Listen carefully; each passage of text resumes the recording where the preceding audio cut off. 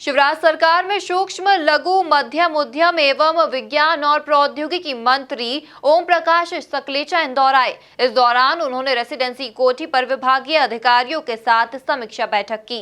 मध्य प्रदेश सरकार में विज्ञान और प्रौद्योगिकी मंत्री ओम प्रकाश सकलेचा सोमवार को एक दिवसीय दौरे पर इंदौर आए। इस दौरान उन्होंने विभागीय अधिकारियों के साथ समीक्षा बैठक करते हुए विभिन्न योजनाओं में प्रगति की जानकारी ली। इसके बाद स्थानीय उद्योगपतियों और उद्योग संघ के पदाधिकारियों से औद्योगिक नीति के क्रियान्वयन के संबंध में बात की।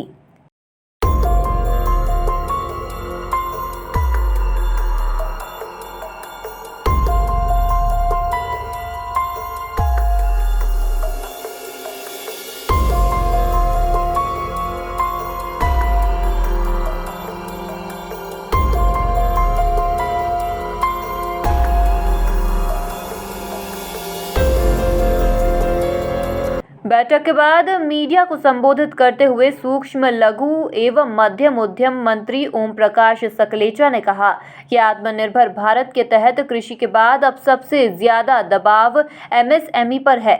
मैंने टेक्निकल संस्थानों से कहा है कि इंडस्ट्री की जरूरत के अनुरूप आप ट्रेनिंग और रिसर्च पेपर छात्रों से करवाएं। मध्य प्रदेश में माननीय मुख्यमंत्री जी एवं हमारे देश के प्रधानमंत्री जी ने आत्मनिर्भर भारत को लेके कृषि के बाद सबसे ज़्यादा प्रेशर एमएसएमई डिपार्टमेंट पे डाला है। चूँकि मेरे पास एमएसएमई और साइंस एंड टेक्नोलॉजी भी डिपार्टमेंट है, तो आज सुबह ही मैंने साइंस एंड टेक्नोलॉजी डिपार्टमेंट की सब लैब से और जितने भी टेक्निकल इंस्टीट्यूट है उनसे इंडस्ट्री की रिक्वायरमेंट के अनुरूप ट्रेनिंग और उसकी एक्सरसाइज और जितने भी इनके रिसर्च हैं उन रिसर्च पेपर को भी केवल रिसर्च ना होके जन सुविधा या उद्योग में उसका कैसे उपयोग हो उसी टाइप के रिसर्च को प्राथमिकता देने के लिए कहा है। वरना अभी सामान्यतः जितने भी अपनी लैब्स हैं उनमें क्या होता है कि पेपर प्रेजेंटेशन के लिए, डॉक्टरेट के लिए या कैसे उनको अवार्ड मिले उस विषय को लेके जनरल इश्यूज पे ज़्यादा रिसर्च होता है। द रिसर्च शुड बी, जैसे मैंने आज सुबह आईआईटी वालों को बोला कि पूरे भारत में अलग अलग राज्यों में आईआईटी सेंटर क्यों, आईआईटी इंस्टीट्यूट क्यों खोलें, कि आपको प्रदेश की रिलेटेड रिक्वायरमेंट के अनुरूप आप रिसर्च करके उनके अनुरूप आप हमें गाइड करें, उनकी ज़रूरतों को समझते हुए गाइड करें, ताकि उतना सुविधा और उतने प्रोडक्ट नए जो हमारे एंटरप्रेन्योर आए उनको सुविधा मिले। क्योंकि एमएसएमई वाला खुद तो रिसर्च नहीं कर सकता है, खुद आरएनडी नहीं कर सकता है, आरएनडी नहीं करता तो वो इकोनॉमिकली वाइबल नहीं होता है, वो उस ज़रूरत के अनुरूप प्रोडक्ट नहीं बना पाता है। तो हम इन दोनों को इसलिए मिक्स कर रहे हैं और बहुत जल्दी हम ऐसे कुछ प्रोडक्ट हम देने वाले हैं, चाहे वो एमएसएमई के माध्यम से दें, चाहे साइंस एंड टेक्नोलॉजी, जैसे डीआरडीओ के चेयरमैन को मैंने बुलाया, ऐसे ही मैं रेलवे के उनको भी बुलाऊंगा और उन सब की क्या क्या वो एमएसएमई वालों को किस किस विषय की टेक्नोलॉजी देके वो प्रोडक्ट डेवलप करवाएं, ताकि उसका यूज ज़्यादा उपयोगी रहे।